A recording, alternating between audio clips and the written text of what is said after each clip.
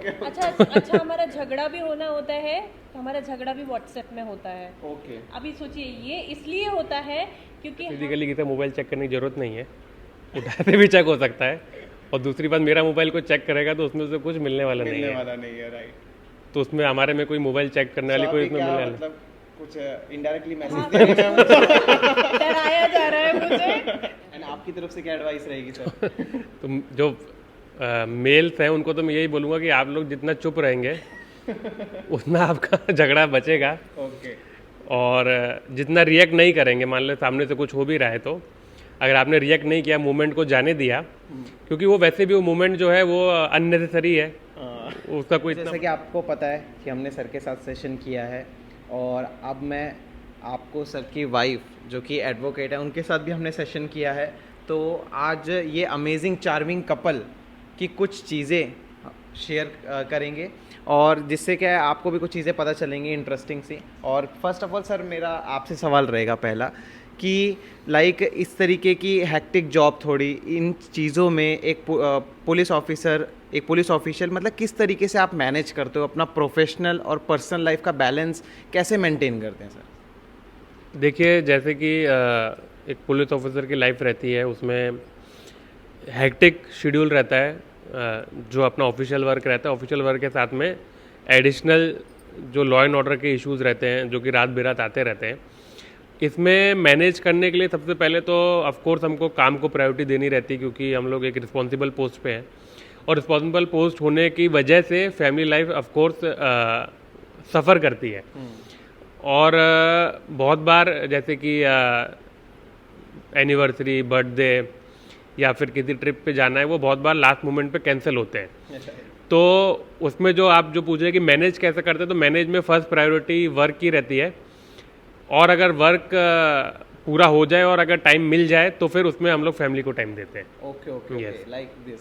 तो सर मैं आपसे ये पूछना चाहूँगा लाइक जैसे इसमें ये होता है कि चलो ठीक है आपने वो चीज़ मैनेज कर ली, सब स्मूथ चल रहा है एकदम अच्छी तरीके से, फैमिली को भी टाइम दे पा रहे हो, आप काम भी कर रहे हो, सडनली ट्रांसफ़र आ जाता है राइट, इधर से उधर मूव करना है, अब ये चीज़ें और ये है कि यहाँ का कुछ काम पेंडिंग है तो उसको भी कंप्लीट करना है, बहुत सारे प्रेशर्स आ जाते हैं सडनली, तो उसको हैंडल कैसे करते हैं आप? जैसे कि ट्रांसफ़र जो है part and parcel of the job है। माइंड हमारा पहले से ऑफकोर्स 2 साल या दो साल 2.5 साल उसके आसपास के लिए प्रिपेयर्ड रहता ही है। इससे पहले जो ट्रांसफ़र हुए एक साल में हुए हैं, तो पहले से प्रिपेयर्ड रहता है कि अभी इधर से जाना है। और बहुत बार ऐसा भी रहता है कि कभी कभी जो टफ पोस्टिंग होती है तो उसके बाद हमारी इच्छा भी रहती है कि अभी इधर से कब निकलेंगे, तो उसके लिए माइंड पहले से प्रिपेयर्ड रहता है। अभी क्योंकि फैमिली नई है, जैसे जो मेरी डॉटर है अभी छोटी है, तो वो एक टेंशन नहीं रहता कि भाई बच्चों का कहाँ पर एजुकेशन रहेगा, लेकिन बाद में जाके वो चीज़ भी एक इशू बनने वाली है। अभी जो बेसिकली एक इशू रहता है कि जो घर में हम लोग रह रहे हैं वो घर के जो भी हमारा अटैचमेंट है या फिर टाउन से अटैचमेंट है, तो वो क्योंकि माइंड पहले से प्रिपेयर्ड रहता है तो वो अटैचमेंट की फीलिंग उतना ज़्यादा हमको हर्ट नहीं करती। दूसरा एक जो इम्पॉर्टेंट चीज़ रहती है वो कैरियर ग्रोथ और कैरियर प्रोग्रेशन की रहती है। तो जो ट्रांसफ़र के साथ साथ कैरियर ग्रोथ होती है या फिर नया चीज़ सीखने को मिलता है, नई जगह पे काम करने को मिलता है, तो वो उसका जो एक मोटिवेशन होता है वो कहीं ना कहीं जो घर के साथ में या जगह के साथ में अटैचमेंट होता है वो थोड़ा सा कम हो जाता है, और जो कैरियर ग्रोथ का जो एक मोटिवेशन होता है वो ज़्यादा उस पर हावी पड़ता है। ज़्यादा हावी पर तो वो कहीं पे भी मतलब ट्रांसफ़र होने पर इतना तकलीफ नहीं होता। और दूसरी बात है कि जो अनटाइमली ट्रांसफ़र हो जाते हैं कभी कभी कि जो नहीं होने चाहिए टाइम पे विथा, वो थोड़ा सा डिस्टर्बिंग होते हैं, उसमें थोड़ा सा तकलीफ आती है। तकलीफ आती है। ओके। सो मैम आपसे भी मेरा ये सवाल रहेगा, फर्स्ट ऑफ ऑल आप अपना एक्सपीरियंस शेयर करिए कि ऑफिसर वाइफ होने के मतलब क्या क्या चीज़ें, क्या क्या लाइफ में चेंजेस आते हैं एक ऑफिसर की वाइफ होने? प्रथम मेरा पहले भी हमारा डिस्कशन हुआ कि इट्स नॉट इजी कि आप एक अधिकारी की वाइफ हैं, आपके दायित्व बदल जाते हैं, आपकी पर्सनालिटी चेंज हो जाती है, लोगों को लगता है कि बहुत ही अच्छी लाइफ होगी, बट आप एक ऐसी ज़िंदगी जी रहे होते हैं जो प्रोटोकॉल से घिरी हुई होती है। आप समाज में क्या दे रहे हैं उस पर नज़र रखी जाती है। और आपको ये सब दायित्व निभाते हुए एक रिलेशनशिप चलाना पड़ता है। Yes. तो कहीं ना कहीं कभी कभी प्रेशर भी फील होता है, बट उसमें भी हम अपनी खुशी ढूंढ लेते हैं। राइट। जैसे कि मैंने आपसे डिस्कशन किया कि हमको पहले समय नहीं मिलता था, तो मैं नाइट शिफ्ट में ही इनके साथ चली जाती थी कि थोड़ी बात वहाँ थोड़ी पर बात हो जाए। क्योंकि एनी हाउ पहले ड्यूटी है। क्योंकि जब हमारा विवाह भी हुआ था तब इन्होंने कहा था कि मंजीत, मेरे लिए मेरी ड्यूटी पहले होगी और परिवार बाद में होगा। तो वो दायित्व समझते हुए हमको आगे बढ़ना पड़ता है। राइट। तो आप देख सकते हो कि किस तरीके से ये मैनेज चीज़ें होती हैं। एंड मैम जैसे कि मैं जैसे सर का तो चलो as a part of job है ये ट्रांसफ़र्स वगैरह, आपको तो एक घर से अटैचमेंट, एक जो फीमेल होती है उसको घर से अटैचमेंट हो जाती है, वो समझाती है घर को बहुत अच्छी तरीके से, और अगर आपके जो डॉटर है वो भी है तो मतलब उसकी स्टडीज़ वगैरह, तो ये मतलब हार्ट ब्रेकिंग हो लगता है कभी कभी आपको कि हाँ? हर एक दिन लगता है। प्रथम एक फीमेल जो होती है उसके लिए उसका घर एक छोटा संसार होता है। राइट। जब मेरी नई नई शादी हुई थी तब गांव से शुरुआत होती है, तभी भी छोटी छोटी चीज़ें करके हम घर को तैयार करते हैं। फिर उसके बाद जैसे ही ट्रांसफ़र आया तो मेरे लिए पहला धक्का था वो कि अब जाना पड़ेगा। और एक फीमेल के सबसे अटैचमेंट हो जाती है, चाहे हमारे घर के स्टाफ हो, चाहे शहर हो, चाहे छोटी छोटी चीज़ें हो, क्योंकि वो हर एक चीज़ संजो के अपनी पसंद से लाती है। बट एक लेटर उसकी पूरी वो बदल देता है right. कि बस अभी तुम्हारा ट्रांसफ़र हो गया। और हमारा जैसे ही ट्रांसफ़र होता है वो शहर हमसे अनजान हो जाता है और नया शहर हमारा इंतज़ार कर रहा होता है। राइट। तो वो बहुत ही अधिक दुख होता है, क्योंकि आप जानते हैं जब एक बेटी मायका भी छोड़ती है तो उसको कितना दुख होता है। तो अपना संसार बसा के छोड़ना तो तकलीफ होगी ना। राइट। तो वो तकलीफ होती है। तकलीफ होती है। राइट। जैसे कि अगर मैं ही साथ नहीं दूंगी तो वो अधिकारी समाज को क्या दे पाएगा। तो घर का सहयोग होना जरूरी है। इसलिए हम बस बैग उठाते हैं और चल देते हैं। ओके। सो आप देख सकते हैं कि कितना हार्ट ब्रेकिंग होता है ये घर को छोड़ना, माँ के स्टाफ्स हैं और ये। सो सर जैसे आपने बताया आपका तो पार्ट ऑफ लाइफ हो गया, पार्ट ऑफ जॉब हो गया ये, बट सर चलो घर से लगाव नहीं, एक स्टाफ से भी बड़ा लगाव हो जाता है एक ऑफिसर को, एक अधिकारी को। डेली वो स्टाफ आना ऑफिस में, उनसे बातचीत करना, हर एक चीज़, फिर सडनली नया स्टाफ, तो उस पर आपका कैसे रहता है? देखिए, मैं पहले बताना चाहता हूँ, मेरे जो फादर हैं वो भी ट्रांसफरेबल जॉब में थे। तो मैं अभी सर्विस ज्वाइन करने से पहले टोटल 16 सिटीज़ में रह चुका था। और उसके बाद ये जो ट्रांसफ़र हो रहे हैं, तो वैसे मुझे बहुत ज़्यादा हैबिट है शहर बदलने की। उल्टा ऐसा है कि अगर मैं 2 साल कहीं रह लूँ तो मैं इंतज़ार करता हूँ कि कब ये शहर बदलेगा। तो मेरे साथ उल्टा है, ये बिल्कुल उल्टा है। तो मैं इंतज़ार करता हूँ। लेकिन ये है कि जो स्टाफ, जैसे आपने बताया कि ऑफ कोर्स जो हमारा ऑफिस का स्टाफ है, रीडर है, ऑफिसर्स हैं, और ये घर का स्टाफ है, जो बहुत सारे लोग रहते हैं, जैसे हमारे मेस के इंचार्ज हैं, जो कभी मंदिर में मिलते हैं, जो बहुत ही ज़्यादा नज़दीक होते हैं। ऑफ कोर्स वो ट्रांसफ़र होने के बाद उनका साथ छूट जाता है। लेकिन एक जो चीज़ है पुलिस के जॉब में, जिसको मैं बोलूँगा कि बोन भी है, बेन भी है, कि इसमें टाइम नहीं मिलता। तो टाइम नहीं मिलता तो हम लोग रिफ्लेक्ट ही नहीं कर पाते कि क्या छूट गया और क्या नया है। माइंड में नहीं आती तो बहुत सारी चीज़ें छूट जाती हैं, उसमें रिफ्लेक्ट नहीं कर पाते कि भाई ये गलत हो गया, ये सही हो गया। वो इतना फास्ट चलता है कि वो, अब जैसे मान लीजिए यहाँ से कहीं और से, जैसे हम लोग नागपुर से आए, अब नागपुर में कोई कुकिंग स्टाफ था, लोग थे, ऑफिस का स्टाफ था। अब नागपुर से यहाँ पर आए तो वहाँ पे सेंड ऑफ हुआ दोपहर में 2 बजे, यहाँ पर रात में 8 बजे मैंने ज्वाइन किया। और 8 बजे ज्वाइन करने के बाद पता चला कि एक कोई सीरियस रेप केस हुआ था। वो रेप केस में पूरा मीडिया में चल रहा था, बहुत ज़्यादा ये चल रहा था, तो उसमें इतना ज़्यादा इन्वॉल्व हो गए कि वो स्टाफ जो छूटा, तो उनसे जब दोबारा बात हुई वो तो 1 महीने बाद हुई। तो 1 महीने बाद मैं सोच पाया कि वो जो स्टाफ जो वहाँ पर था और उससे कनेक्ट करने की कोशिश की। तो ये पुलिस का ऐसा जॉब होने की वजह से, खासकर कि मुझे, फैमिली को तो प्रॉब्लम होती है, वो रूटीन में ऐसा चला जाता है कि वो चीज़ इतना, मतलब उसमें रिफ्लेक्ट नहीं कर पाते हैं और माइंड में भी नहीं आ पाता। हाँ, इतना बिजी शेड्यूल हो जाता है पर्सन, आता है वो हल्का हल्का पीछे से चलता रहता है बैकग्राउंड में, लेकिन उसमें रिफ्लेक्ट नहीं हो पाता है। राइट। उस पर टाइम नहीं दे पाते कि क्या छूट गया। इवन नॉट ओनली क्या कहते हैं, जो पुराना स्टाफ है, इवन पेरेंट्स, रिलेटिव्स, किसी की मैरिज है, किसी की मैरिज में नहीं जा पाए जो कि बहुत क्लोज था, या फिर कोई पुराना फ्रेंड है स्कूल टाइम का, वो सब चीज़ें ही एक तरीके से छूट जाती है। और छूटते छूटते जो लॉस हो रहा है, जो होना चाहिए, वो बैकग्राउंड में आता है, लेकिन वो रिफ्लेक्ट नहीं हो पाता उसके ऊपर, तो ज़्यादा नहीं होता है वो। राइट। सो और एक और सबसे यूनिक चीज़ इस चार्मिंग कपल के अंदर कि हाँ, एक पर्सन है advocate and second is in police service. तो इस जोड़ी को क्या नाम दिया जाए, या मतलब क्या, हाउ यू मैनेज आपका एकदम ऐसा प्रोफेशन जिसको जो ऑन ग्राउंड जो लोग हैं वो अलग समझते हैं कि पुलिस और एडवोकेट का बिल्कुल कोई मेल है ही नहीं, राइट? तो कैसे, how you both manage? Actually जब ये प्रोफेशन चूज़ किया था, हमने साथ में ये लॉ किया है, ये सर्विस में थे। तो मुझे लोग कहते थे कि पुलिस और वकील एक घर में ये हो नहीं पाएगा। बट कहीं ना कहीं मुझे ये फ्रीडम, वही मैंने आपको कहा कि कपल में ये इतनी अंडरस्टैंडिंग होनी चाहिए। तो कहीं ना कहीं मुझे इन्होंने वो फ्रीडम दिया कि तुम अपना प्रैक्टिस करो और तुम अपना काम करो, मैं अपना काम करूँगा। अल्टीमेटली उद्देश्य क्या है? समाज को कुछ अच्छा देना। तो वो हम किसी भी तरह से दे रहे हैं, और हम दोनों ने शायद पहले ही वादा किया था कि हम जिएंगे तो समाज के हित के लिए।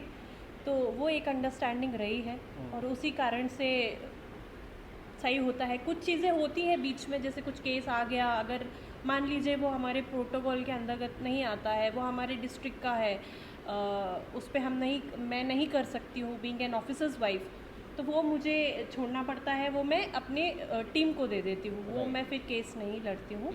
मैं उस पर रहती हूँ, बट वो चीज़ पे ज़्यादा तवज्जो मेरी टीम देती है। ऐसा नहीं, उसमें जो कॉन्फ्लिक्ट ऑफ इंटरेस्ट आता है कि मान लीजिए कोई डिस्ट्रिक्ट का केस है, बेल मैटर है, तो उसको अवॉइड करने के लिए हमने डिसाइड किया है कि मैडम नागपुर के ज़्यादा केसेस देखती हैं, जो कि इधर भंडारा के नहीं देखती हैं, जो भी मतलब जहाँ पे भी मेरी पोस्टिंग है, क्योंकि अभी स्टार्टिंग में स्मॉल डिस्ट्रिक्ट्स में है। और नियर बाय जो हाई कोर्ट है वो एक बड़े डिस्ट्रिक्ट में रहता है, जैसे नागपुर में है या औरंगाबाद में है, तो वो उधर के ही केसेस देखती हैं। और दूसरा उनका जो एक्सपर्टीज़ है वो डोमेस्टिक वायलेंस का है, और डोमेस्टिक वायलेंस में जनरली अरेस्ट नहीं होता है, तो वो बेल मैटर्स वगैरह उसमें उतने कॉन्फ्लिक्ट कभी आते नहीं है। ये हमने उसमें डिसाइड किया है। राइट। सो सर, जैसे कि आप दोनों एक घर के अंदर अब हो गया, ये प्रोफेशन एक घर में हो गया, तो सबसे बड़ी बात आती है, फाइट्स तो होती है, चलो हस्बैंड वाइफ के बीच में, लीगल फाइट्स तो नहीं होती कभी कि आपके माइंड में आ रहा है कि आप ये गलत कर रहे हो, इस पे ये धारा, और सर के माइंड में आ रहा है इस पे ये एक्शन इस तरीके का तो कुछ नहीं होता कि हाँ नहीं, फिलहाल इस तरह का तो नहीं हुआ है कुछ भी। या मजाक में ही कभी ऐसा हो जाता हो?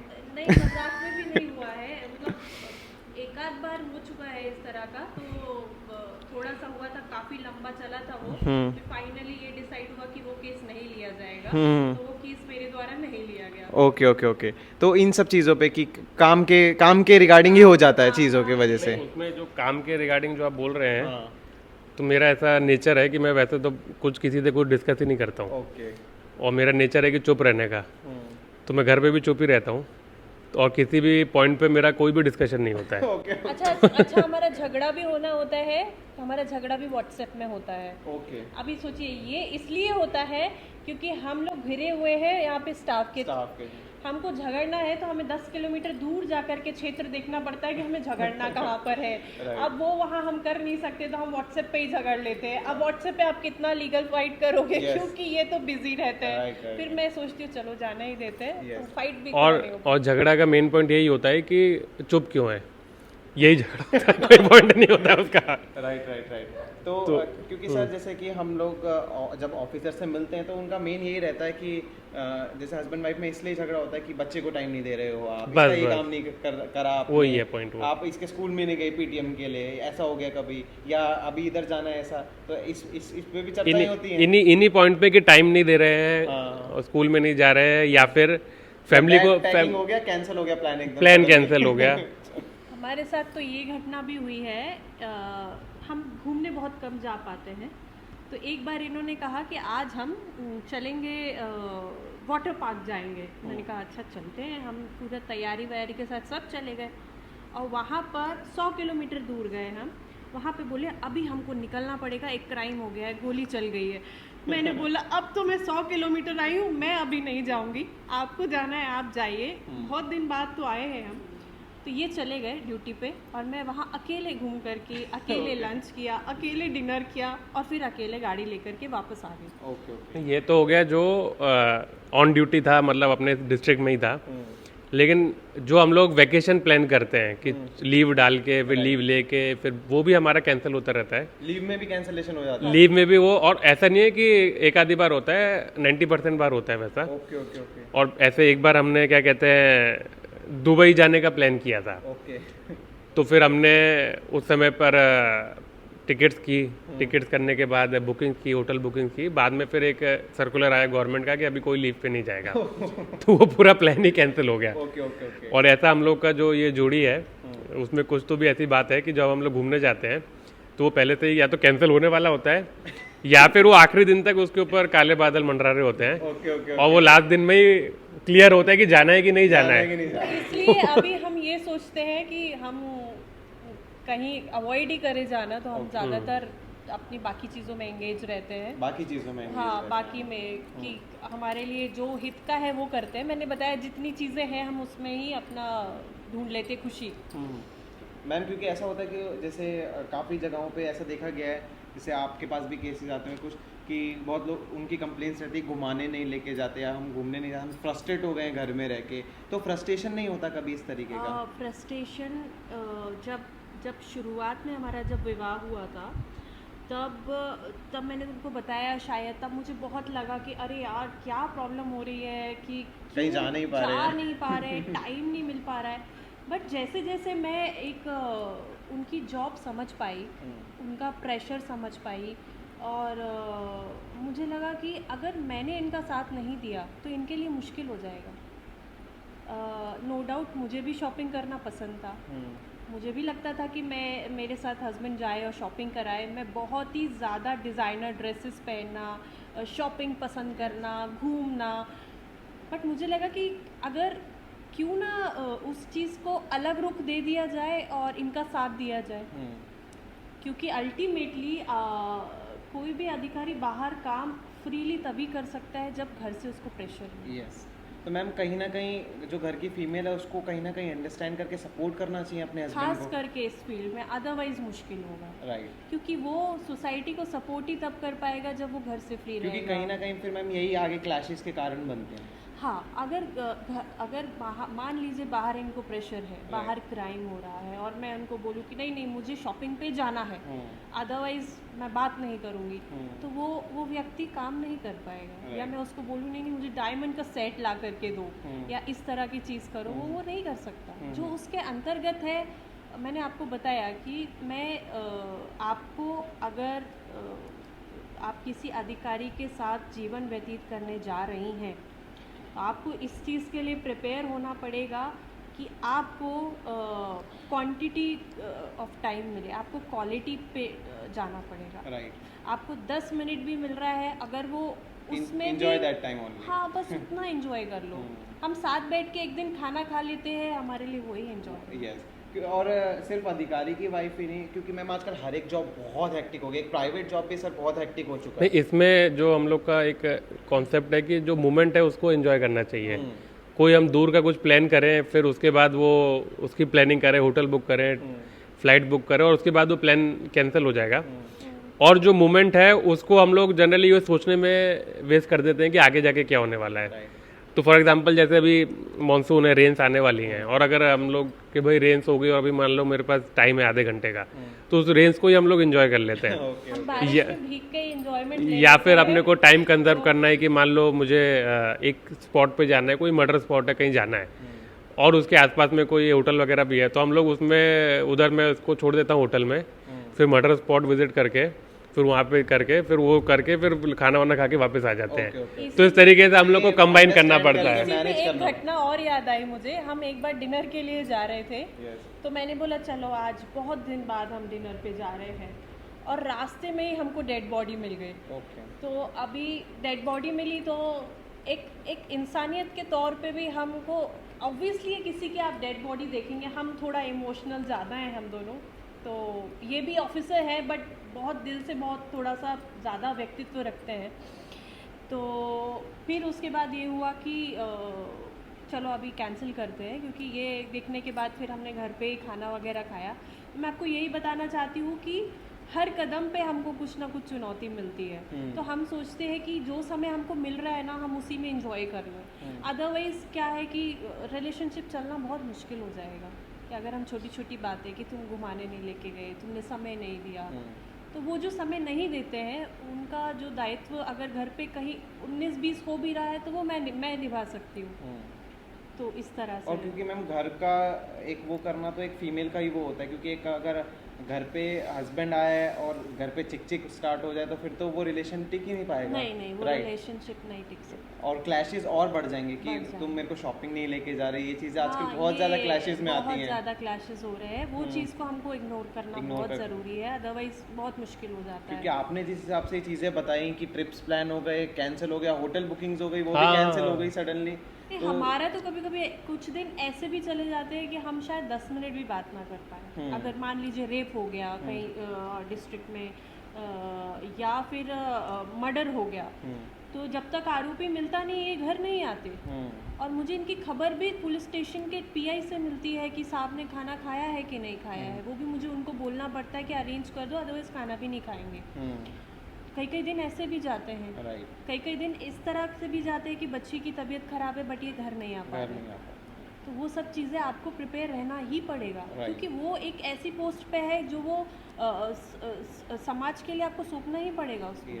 क्योंकि सर जैसे एस्पिरेंट्स को भी लगता है जो तैयारी कर रहे हैं कि हम एक बार आईपीएस बन जाएं, बस नीचे का स्टाफ सारा संभाल लेगा, हम तो छुट्टी लेके नहीं, जितना आपका जो पोस्ट है तो वो पोस्ट के साथ साथ आपकी रिस्पॉन्सिबिलिटी बढ़ेगी, और रिस्पॉन्सिबिलिटी बढ़ेगी तो वर्क प्रेशर भी उतना बढ़ेगा।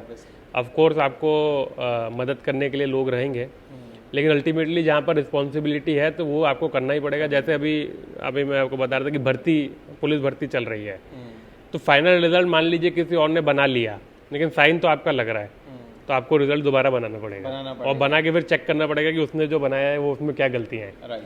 तो वो एक आपको अल्टीमेटली जो आपकी रिस्पॉन्सिबिलिटी है वो आपको करनी पड़ेगी, और डिस्ट्रिक्ट पुलिस की जितनी भी रिस्पॉन्सिबिलिटी है आपको वहाँ पे प्रेजेंट रहना ही रहना है। तो जैसे उल्टा जो समझते हैं लोग कि भाई आईपीएस को सबसे कम काम है, फिर नीचे ज़्यादा काम है, उसका उल्टा हो जाएगा कि नीचे वाले को कम काम है और वो बढ़ता जाता है।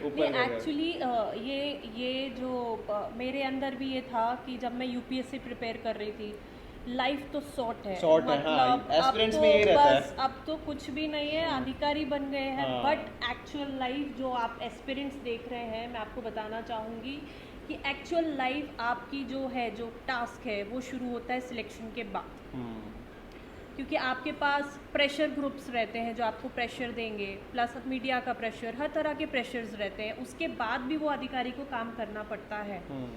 तो एक्चुअल जो आपका टास्क है वो शुरू होता है सिलेक्शन के बाद। राइट। एंड जैसे कि मैम आप अपनी तरफ से आज के यंग जनरेशन को कोई एक रिलेशनशिप एडवाइस अगर देना चाहें, how to maintain a relation? झगड़े को तुरंत सॉर्ट आउट कर लीजिए, समय मत दीजिए। और जैसे कि मैंने अपने पूर्व इंटरव्यू में भी बताया कि अगर आपका झगड़ा होता है तो घर छोड़ के मत जाइए, रहिए वहीं रहिए, भले ही झगड़ा हो रहा हो वहीं रहिए और रह के समय दीजिए और उसको सॉर्ट आउट करिए, ताकि हम वही मैं चाहती हूँ कि पुलिस की और कोर्ट का दरवाज़ा हमें ना खटखटाना पड़े। तो आपस में ही अंडरस्टैंडिंग करिए, क्या परेशानी जा रही है मिलकर के सॉर्ट आउट करिए, क्योंकि ऑब्वियसली हम भी यंग कपल हैं और भी यंग कपल्स रहते हैं, उनमें प्रॉब्लम आ ही जाती है। आजकल की दिनचर्या बहुत ही ज़्यादा हेक्टिक है, तो किसी भी रिलेशनशिप में समय ना मिल पाने में मिसअंडरस्टैंडिंग होती है, बट अगर हम लोग बात करें, मिल के सॉर्ट आउट कर सके तो वो बेटर है। एंड आपकी तरफ से क्या एडवाइस रहेगी सर? तो जो मेल्स हैं उनको तो मैं यही बोलूँगा कि आप लोग जितना चुप रहेंगे उतना आपका झगड़ा बचेगा। ओके।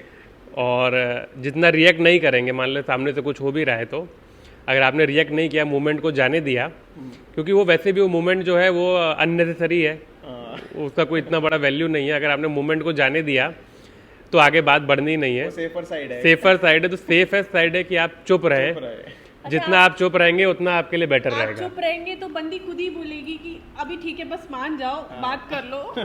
तो ये सर का ये थोड़ा सा अच्छा है मतलब तरीका। एंड मैम अगर मैं आपसे पूछना चाहूँ सर की कोई एक बहुत अच्छी बात आपको लगती है?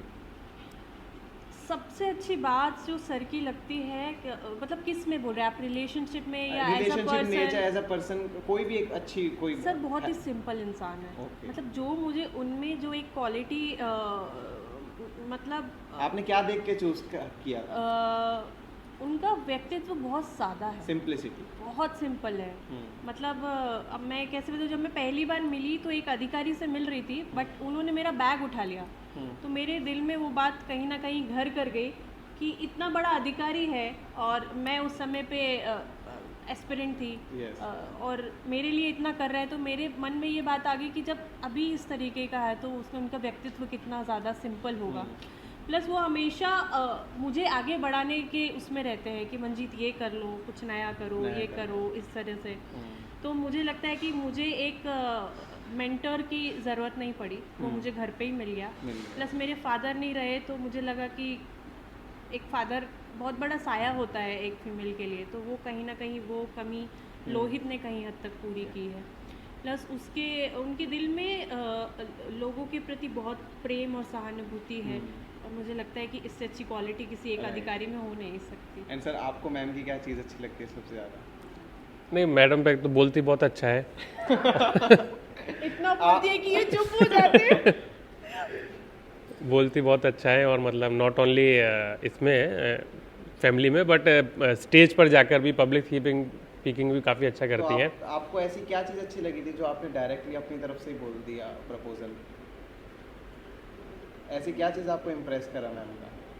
नहीं, अभी ऐसा ही है तो मुझे ध्यान नहीं है कि क्या इम्प्रेस किया। कम्युनिकेशन या इस तरीके से ही? नहीं, अभी तो मैं तो अभी का बता सकता हूँ। ओके। आज से 10 साल पहले का मुझे इतना ध्यान नहीं है कि क्या अच्छा लगा था। लेकिन अभी का जो मैं बता रहा हूँ कि वो उनका पब्लिक स्पीकिंग बहुत अच्छा है। ओके। और लोगों को कन्विंस करने की पावर, क्योंकि ऑफ कोर्स वो एक लॉयर भी है, कन्विंस करने की जो उनकी क्षमता है, बोलने की क्षमता है। और दूसरा जो वो अपने प्रोफेशन के साथ साथ में फैमिली लाइफ को एडजस्ट कर पाती हैं, क्योंकि एक मदर बनने के साथ साथ एक पुलिस ऑफिसर की वाइफ भी रहना, और साथ में एक लॉयर का प्रोफेशन भी करना, ये एक कोई इजी बात नहीं है। दूसरी बात कि आप दूसरे शहर में कर रहे हो, अपने शहर में नहीं कर रहे हो प्रोफेशन को।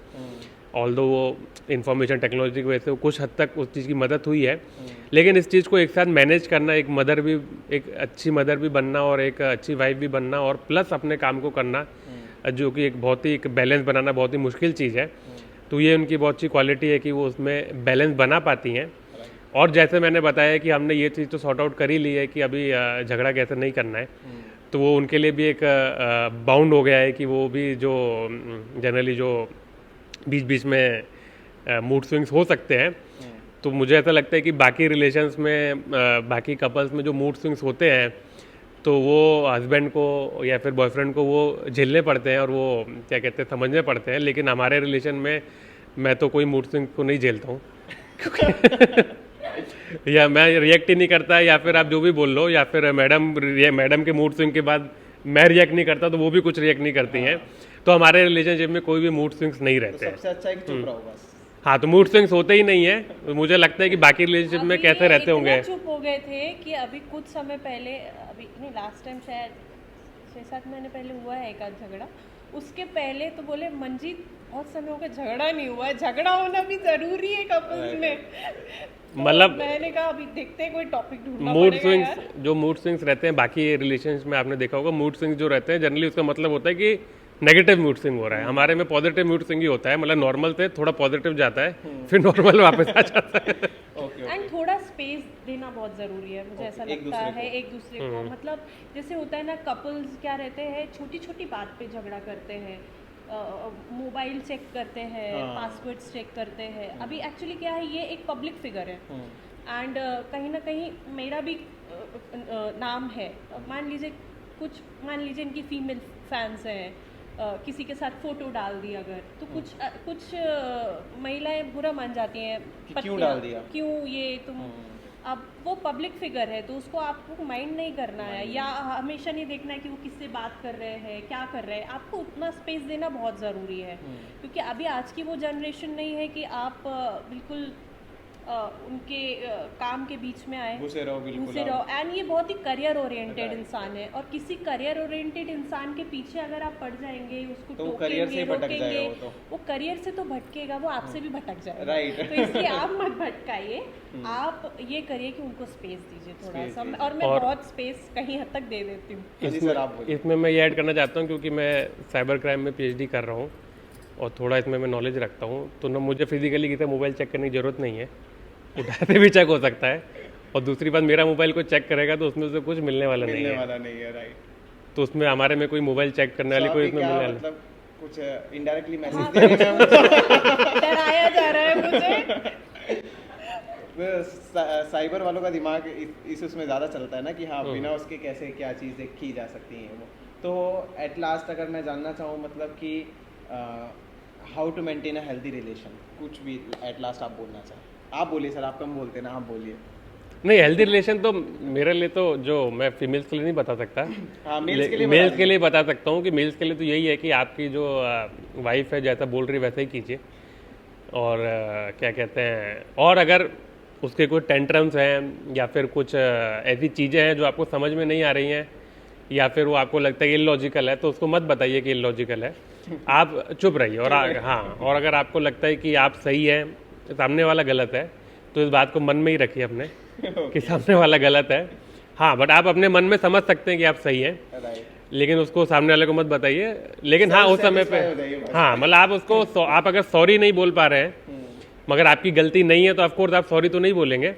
लेकिन उसमें अगर सामने वाले की गलती है और आपकी गलती नहीं है, तो आप सॉरी एक्सपेक्ट भी मत कीजिए, बस आप साइलेंट रहिए, साइलेंट रहिए। तो उससे वो सॉर्ट आउट हो जाएगा। एंड मैम आपकी तरफ से मैंने तो बस वही बताया कि स्पेस देना बहुत ज़रूरी है, प्लस उनको खुला छोड़ना बहुत ज़रूरी है, और जो भी है मिल के सॉर्ट आउट करना बहुत ज़रूरी मिल के है। सॉर्ट आउट, हाँ। राइट। एंड अब आप भी सोच रहे हैं कुछ साइबर में करने के लिए? नहीं, अभी नहीं। आपको इनडायरेक्ट एक मैसेज मिल चुका है मैम। मैसेज तो मिला है, मुझे अभी सोचना पड़ेगा इस बारे में।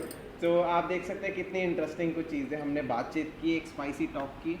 तो कैसी लगी आपको, क्या क्या चीज़ें पसंद आई, कमेंट सेक्शन में ज़रूर बताना। एंड एक कंबाइंड चैनल भी है, वैसे मैम के नेम से मैं आईडी मेंशन कर दूंगा डिस्क्रिप्शन में, आप जाके फॉलो अप कर सकते हैं। उस पर काफ़ी सारे जो इन्फॉर्मेटिव वीडियोस हैं वो भी आएंगे, लॉ से रिलेटेड भी एंड यूपीएससी से रिलेटेड भी एस्पिरेंट्स के लिए।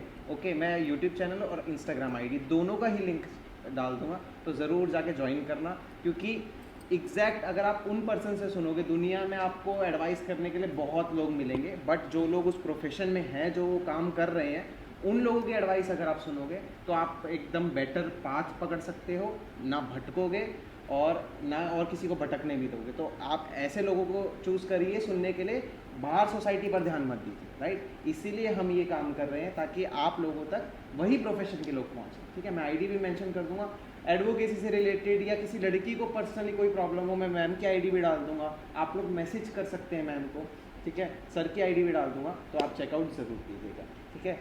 मिलते हैं एक नेक्स्ट अमेजिंग वीडियो के साथ, तब तक के लिए best of luck, tata, bye bye.